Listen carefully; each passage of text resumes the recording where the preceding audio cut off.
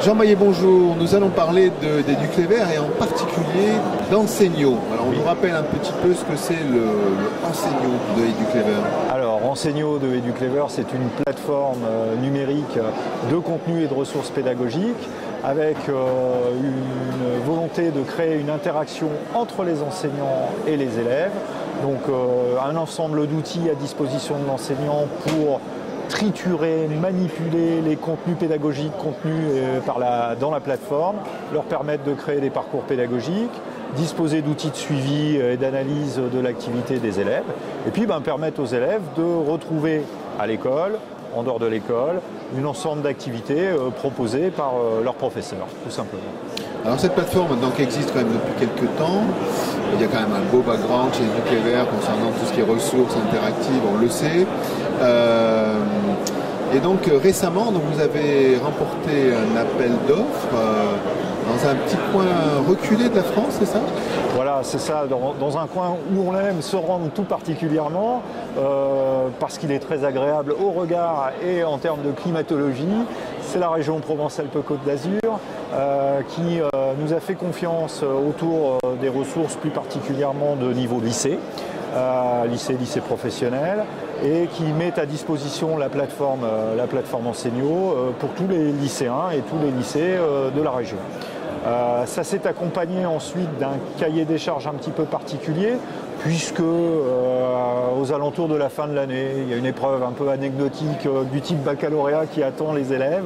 Et nous avons réalisé et commis un module que l'on appelle d'aide à la révision du baccalauréat, et qui va permettre aux élèves de les coacher un petit peu à l'aide de la plateforme pour les forcer ou les entraîner à réviser dans les différentes matières avec des défis qui exploitent bien sûr toute la force du numérique. C'est une annale donc papier, non pas papier mais interactive et numérique, et qui va permettre à l'élève sous forme de défi de s'entraîner aux devoirs et aux épreuves proposées au baccalauréat. C'est considérable, d'autant plus que ça touche plus d'une centaine d'établissements. Oui. Et un potentiel d'élèves assez conséquent. Oui, c'est ça. Je crois que de mémoire, on doit être autour de 142 000 élèves, si je ne me trompe pas. Il y a plus de 180 lycées qui disposent déjà de la plateforme depuis le mois de janvier et qui découvriront ce module de révision au bac à partir du mois d'avril.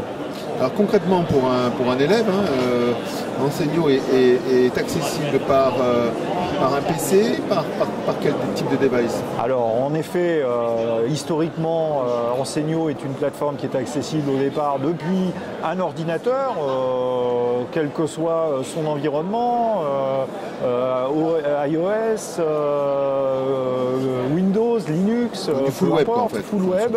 Un simple navigateur permet d'accéder à la ressource.